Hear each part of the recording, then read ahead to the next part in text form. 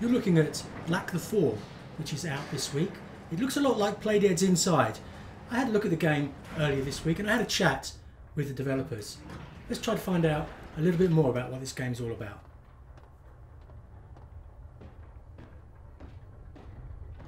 Hello, my name's Colin Campbell. I'm with Polygon.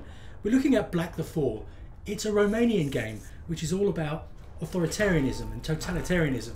And there's something appealing about this game in that it comes from the personal experiences of the people that made the game. But let's get one thing out of the way straight away. There's no escaping it. This game is a hell of a lot like Playdead's highly acclaimed Inside.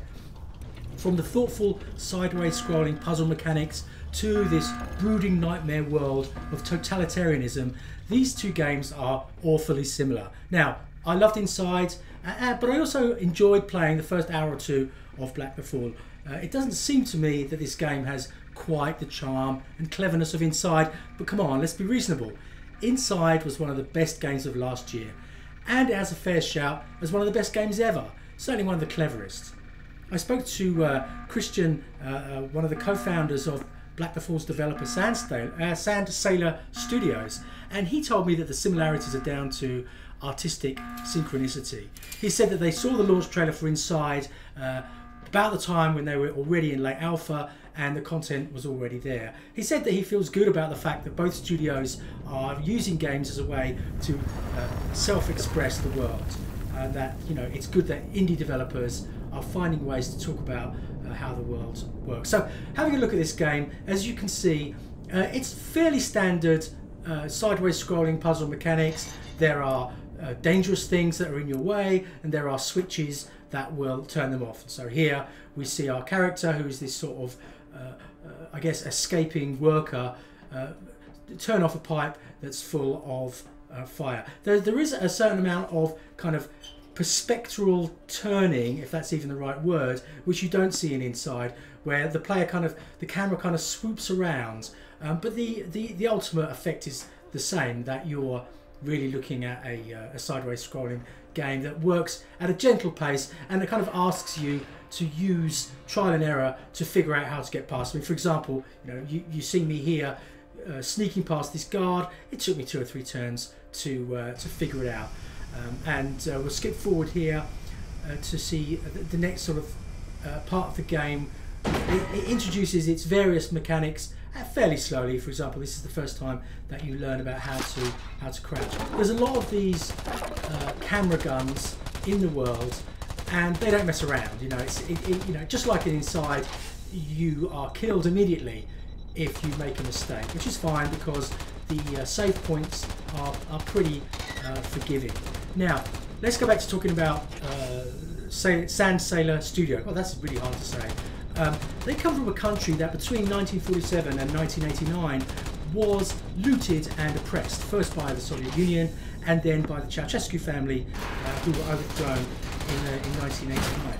For decades, the people of this country were in the grip of a police state, in which an estimated 1 in 6 citizens was a government informer, and so you had to live your life in this constant fear of saying the wrong thing, of expressing your own opinion. And for those of us who were brought up in countries like Britain and America, that's almost unimaginable. So when I spoke to Christian, he told me that there's still a sense of that in his country, that people are still a tiny bit suspicious of one another and tiny bit and suspicious of the state. Now the country now is a sort of democratic republic. You know, it's had some tough times since the fall of communism, like many countries. It's not the richest country in the EU, but it's part of the EU, it's part of NATO. It has its own vibrant media scene, vibrant arts scene, and you know, it's recovering from a really tough 20th century. So in this game, it's like this factory world of massive industrialism, grinding workers, barking propaganda and absolute obedience, and you see the non-player characters, the workers, cringing as they come close to the apparatus of the state. Later on in this level, you see the icons of communism are everywhere.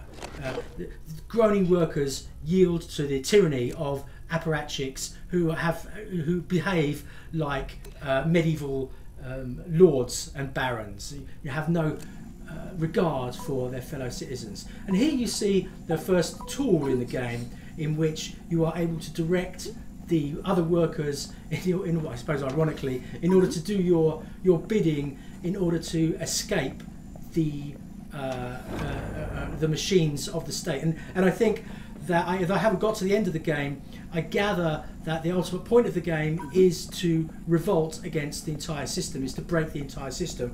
And so taking advantage here of the means of production, so to speak, I guess is a means to an end. I'm getting to a really sort of sticky political situation here.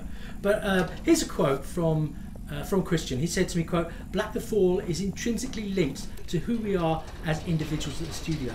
It's spawned from our memories, and it builds a very intimate picture of us and our past and our present." And he says that, obviously when these guys were children, they were growing up in a totalitarian regime, but their parents and their older relatives, they'll have stories, they'll have bitter recollections of what it was like to live like that. And I think it's interesting that even though this game is similar to Inside, I think it is interesting that it's taking these personal recollections, these firmly held political beliefs, this worldview that comes from a place which is unfamiliar to many of you listening here today, and it presents it to us in the form of a video game. And I think that's what makes this game interesting to me, and more than just another sort of clone of a successful game. There is something else to be said about this game as well. I mean, here you'll see a puzzle where you're just figuring out how to best the machines that watch you, the guns and the cameras that watch you. And there is quite a bit of just simply running. You put yourself in the best position that you can, and then you run like hell to get away from the bad guys. And I found myself in a couple of these puzzles overthinking it, that I was trying to think my way through the problem and going a little bit laterally and out of the box, which you often have to do in these games, when really the right answer is just to leg it, as we used to say, just to run. So where was I? Oh yeah, when I spoke to Christian, he told me that he's also concerned about how the past can also become the present, that we're seeing in many countries, including America, a sort of rise of authoritarianism and the sort of fascistic tendencies of ultimate leaders. And obviously, our democratic institutions in this country are still intact, but they're certainly under threat. I think that's a reasonable thing to say.